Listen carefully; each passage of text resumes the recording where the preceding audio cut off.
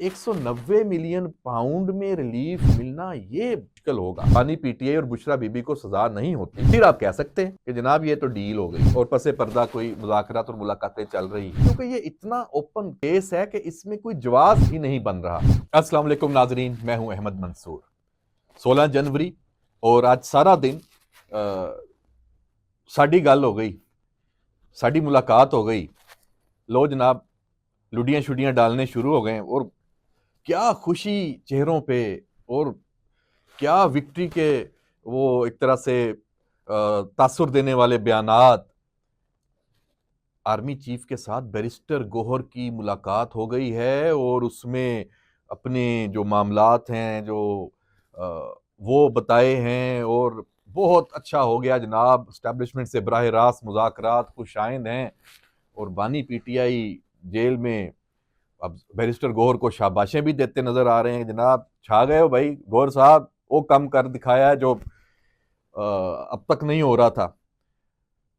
और फिर उसके बाद सिक्योरिटी जराए से उसकी तरदीद आ जाती है और उसमें ये बताया जाता है कि बैरिस्टर गौहर ने कोशिश की सियासी बात करने की, जो पेशावर में मुलाकात हुई आर्मी चीफ की, और उसकी पूरी एक तो प्रेस रिलीज आई भी थी और किस मामले पे थी उसकी तस्वीर भी आई है। मतलब उसमें कोई ढकी चुकी बात ही नहीं है।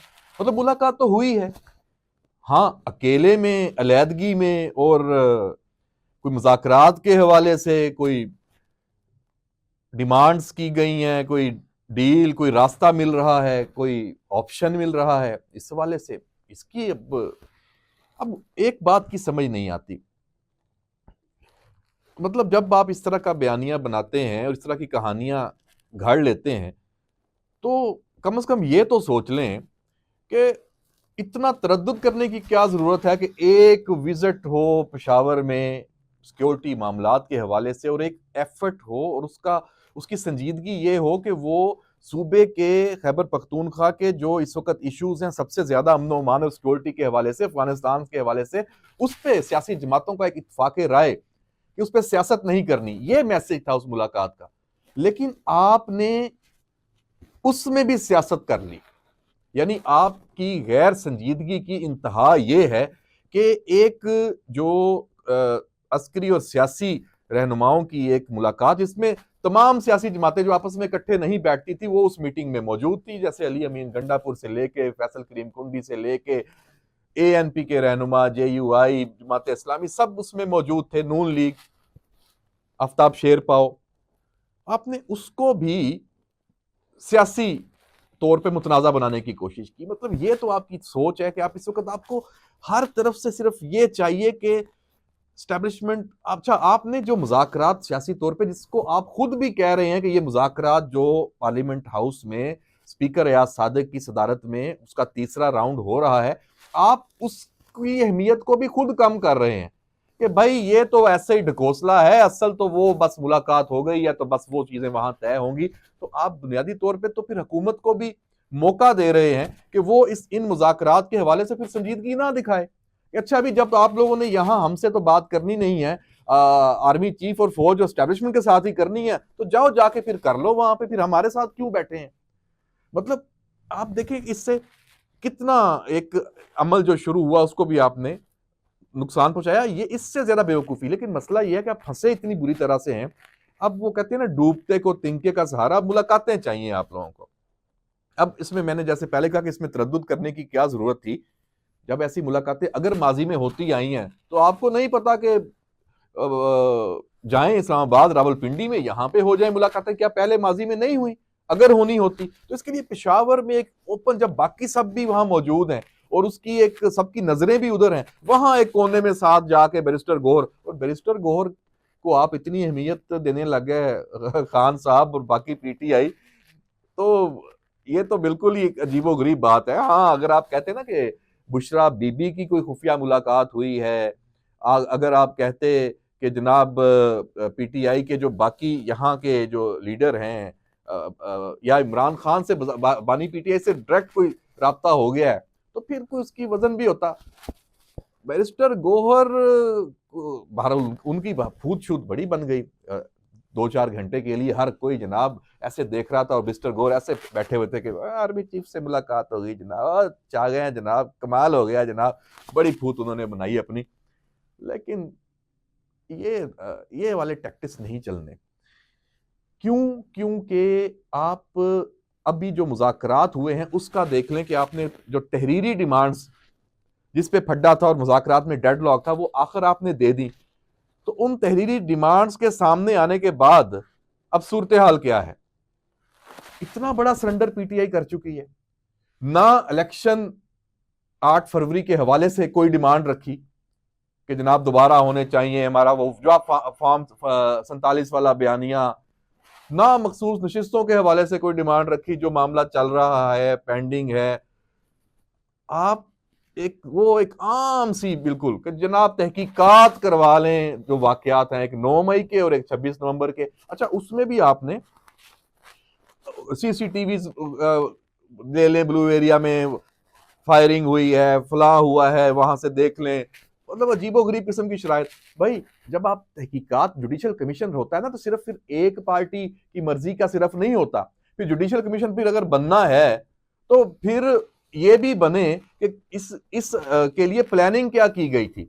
जुडिशल कमीशन ये भी देखे कि 9 मई के मकासद क्या थे। जुडिशल कमीशन ये भी देखे कि फिर 9 मई और जो 26 नवंबर इसमें जो यहां हमला किया गया रियासती अदारों पे, अमलाक पे, इस्लामाबाद पे जो धावा 26 नवंबर को हुआ, और जो वहां खैबर पख्तूनख्वा से जो लोग आए, जो सरकारी वसाइल, जो गाड़ियां, जो हथियार, जो आंसू गैस के शेल इस्तेमाल हुए, उसकी भी तहकीकात हो ना। जुडिशल कमीशन का फिर टीओआर सारा ओपन है ना, फिर उसमें तो शफाफियत आनी चाहिए। उसमें नून लीग और हुकूमत का जो वर्जन है या जो एक्चुअल वाकयात हुए जिनके केसेस भी रजिस्टर्ड हैं वो भी हों, और 9 मई के वाले भी सारे मामला, सारी ऑडियो वीडियो रिकॉर्डिंग्स, फिर वो तमाम शवाहद सामने आ जाएं। फिर जो आपके मुजरम जिनको सजाएं हुई हैं उनके इतराफी बयानात वो भी जुडिशल कमीशन देख ले। मतलब आप सिर्फ अच्छा चलें आपको मिल जाता है। अच्छा, उसमें राना सनाउल्लाह और हुकूमत की तरफ से इसका आया, जो मैंने ये पॉइंट्स रखे हैं, ये मैं पहले भी ये बात करता आया हूं, उन्होंने भी यही बात की है।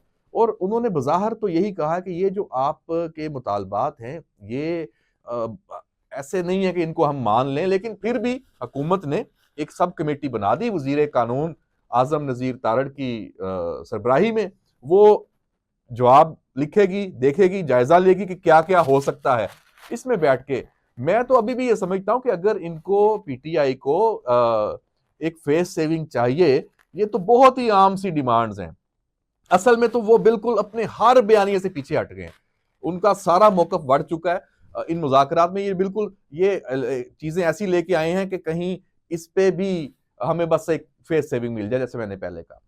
तो दे दें जुडिशल कमीशन, लेकिन उसमें फिर उसमें जो टीओआरस हैं उसमें हुकूमत के पॉइंट्स हैं, अदारों के, रियासत के, या जो फैक्ट्स हैं, जो गैर जानबदार मुबस्सरीन हैं उनकी जो तरफ से बातें सामने आई हैं, और पीटीआई के जो अपने खदशात हैं, अपने सवालात हैं, वो भी शामिल हो जाए, कर ले तहकीकात।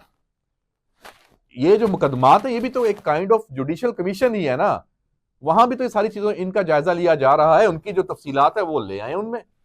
बाकी जो रही असीरान की बात, जहां कोई सियासी असीर हैं 16 एमपीओ या किसके तहत दफा 44 की 144 की जो होती है खिलाफ वर्जी, उस पर कोई पकड़ा हुआ है या इस तरह, तो उनकी लिस्टें ले आए, देख लें अगर हैं उसमें कुछ हो सकता है कोई।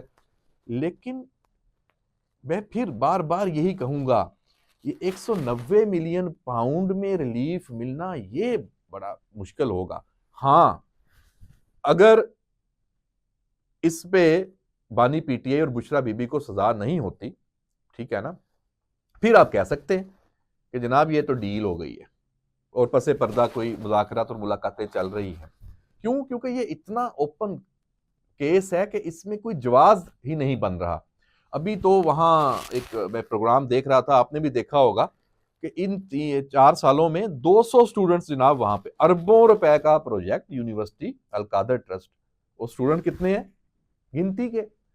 मतलब आपने ढकोसला देखे ना, मतलब ये वही है कि बस वो एक मस्जिद जेर तामीर है और चंदा मांगते रहो ना। एक आपने एक कर लिया यहाँ पे इस तरह की, या कोई ऐसा अदारा या कोई आप यतीम खाना खोल लें और कहें जनाब इसके नाम पे लोगों से पैसे लेने हैं, चंदा लेना है, ज़कात लेनी है। तो जनाब ये जो चीज़ें हैं ना, ये इतनी ओपन है, और फिर खुफिया एक जो कागज़ का लिफाफा उसमें बंद करके काबीना से आपने मंजूरी ले ली, पहले इसकी जस्टिफिकेशन तो दे दें। मतलब काबीना ऐसा कोई ऐसी कोई एग्जाम्पल मिलती है? मतलब इंतहाई मजाका खेज अंदाज में आपने ये करप्शन किया जो आपके गले पड़ी हुई है, और फिर बाकी जो केसेस भी हैं। तो जनाब ये मामला ऐसे ही चलने हैं। मैं पहले भी बार बार कह चुका हूँ, ये मुज़ाकरात में मिलना विलना कुछ नहीं है, निकलना विकलना कुछ नहीं है, क्योंकि इतने फासले हैं तमाम जो डिमांड्स में और जिनके पास इख्तियार है, जिन्होंने कुछ देना है। बड़ा मुश्किल काम है। इसमें एक वो लतीफ़ा है, वो खुर्शीद शाह साहब के साथ गपशप हो रही थी, तो मैंने पूछा कि ये मुज़ाकरात इनका क्या बनेगा? तो शाह साहब ने कहा कि एक ना बंदे को के बनियान में ना जूं घुस गई, तो उसको जूं तंग कर रही थी, खारिश हो रही थी, उसने जनाब बनियान उल्टी कर ली, जूं बाहर वाली साइड पे आ गई, फिर पहन ली। जूं जो है वो फिर सफर करती हुई अंदर वाली साइड पे चली गई, उसने फिर उसको उसका साइड बदली बनियान की, फिर पहन ली। तो उसने जब 2-4 दफे ऐसे किया तो किसी ने उसे पूछा कि जनाब ये आप इस जूं को है इसको पकड़ के मार क्यों नहीं देते, आप बनियान उल्टी पहन लेते हैं वो फिर अंदर चली आती है। उसने कहा नहीं, मारना नहीं है, मैंने इसको थका थका कर मारना है।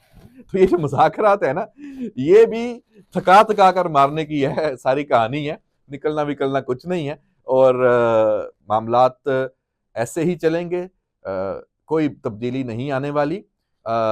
जो हुकूमत में हैं उसमें तब्दीलियां हो सकती हैं कि और लोग साथ शामिल हो जाएं, बेहतरी आ जाए, गवर्नेंस में बेहतरी आ जाए, इस तरह की कुछ तब्दीलियां तो आ सकती हैं।